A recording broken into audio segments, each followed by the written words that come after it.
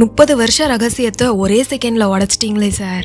Hi குட்டீஸ், இன்னைக்கு நம்ம நிலா நைட்ஸ் சேனல்ல ஸ்டோரி 12 பார்க்கலாமா?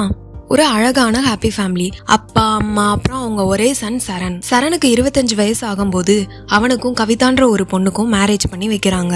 லைஃப் ரொம்ப ஹாப்பியாவே போகுது. சடனா ஒரு 5 வருஷம் கழிச்சு சரணோட அப்பாவுக்கு உடம்பு சரியில்லாம தவறிட்டாரு. அப்பா போனதுக்கு அப்புறம் அவருக்கு வர்ற இன்கமும் சுத்தமா ஸ்டாப் ஆயிட்டு. இதனால அம்மாவை பாத்துக்கிறது கவிதாக்கு ரொம்பவே பேடனா இருந்துச்சு.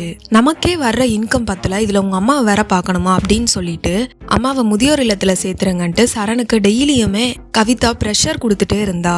வேற வழியே இல்லாம சரண் அவனோட அம்மாவை அந்த ஹோம்ல சேர்க்கறதுக்கு கூட்டிட்டு போயிட்டான்.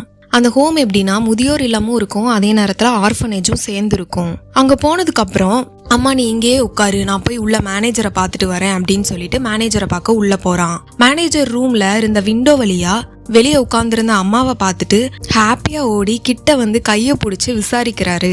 என்னம்மா நல்லா இருக்கீங்களா? 30 வருஷத்துக்கு முன்னாடி இங்க இருந்த ஒரு குட்டி பையனை அடாப்ட் பண்ணி கொண்டு போனீங்களே, அவன் இப்ப எப்படி இருக்கான்? அவன் நல்லா வளர்ந்துட்டானா? என்னம்மா இன்னைக்கு எதுவும் டொனேஷன் கொடுக்க வந்திருக்கீங்களா அப்படின்னு கேக்குறாரு. இதை கேட்டதும் சரண் அப்படியே ஷாக் ஆகி நின்னுட்டான். உடனே சமாளிச்சுக்கிட்டு இல்ல சார், அம்மா சும்மா உங்களை பார்க்கணும்னு சொன்னாங்க, அதனாலதான் கூட்டு வந்தேன். நெக்ஸ்ட் டைம் கண்டிப்பா நாங்க டொனேஷன் கொண்டு வர்றோம் அப்படின்னு சொல்லிட்டு அம்மாவோட கையை பிடிச்சு திரும்ப வீட்டுக்கே கூட்டிட்டு போயிட்டான். இந்த ஸ்டோரி உங்களுக்கு பிடிச்சிருந்தா நம்ம சேனலை சப்ஸ்கிரைப் பண்ணுங்க.